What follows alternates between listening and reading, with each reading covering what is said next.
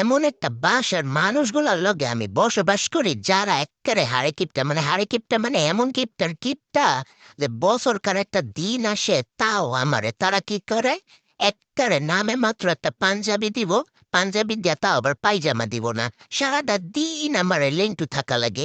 কেন ভাই? আর এই বছর তো কোনো খবরই নাই আমার পাঞ্জাবির দেওয়ার। নানি শুধু বইয়া বইয়া নানিরই জামা কাপড় দিয়ে সেলাই করে। আমি দিছি না, আমি টাকা দিছি না, নানি রে কইছি আমার লাল রঙের একটা এই কাপড় কিনা লই আইবা, ওইটা আমার পাঞ্জাবি বানাই দেবা। কেন এতদিন লাগে আমার পাঞ্জাবিটি বানাইতে? হুম? খামো না, আমি আর কিচ্ছু খামো না, একেবারে ধর্মঘট শুরু করমু। লাগলে শাহবাগে যামু, শাহবাগে গিয়ে আন্দোলন করমু নানির বিরুদ্ধে। আমার ফ্যান ফলোয়ার্স কি কম আছে? একেবারে সবগুলারে নিয়ে শাহবাগে যামু। নানির একেবারে মান সম্মান দিয়ে শেষ করে দিয়ামু যদি আমার পাঞ্জাবি না হয়। আর পাঞ্জাবি হইব তো হইব, আমার লাল পাঞ্জাবি দিতে হইব, লাল ছাড়া অন্য কোনো কালার আমি নিমুই না কইলাম।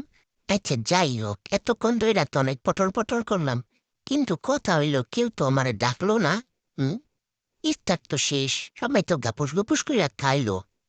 দেখছ, আগেই কইছিলাম এ বাসার মানুষজন অনেক কিউটটা। এখানে আবার মুরগির ট্যাং দিয়া গেল কেডাই? খামু না, আমি তো অনশন ধর্মঘট করতেছি, খাইলে তো আবার নানি আমারে লাল রঙের পাঞ্জাবি দিব না। খামো না, আপাতত একটু নাটক কইরা বইয়া থাকি। সবাই যখন অন্য রুমে যাইব, আমি একা একা থাকবো, তখন আমি একটু লুকাই লুকাই খাই আলামু। কি যে করমু, ইসিরে কেউ যায় না কেন?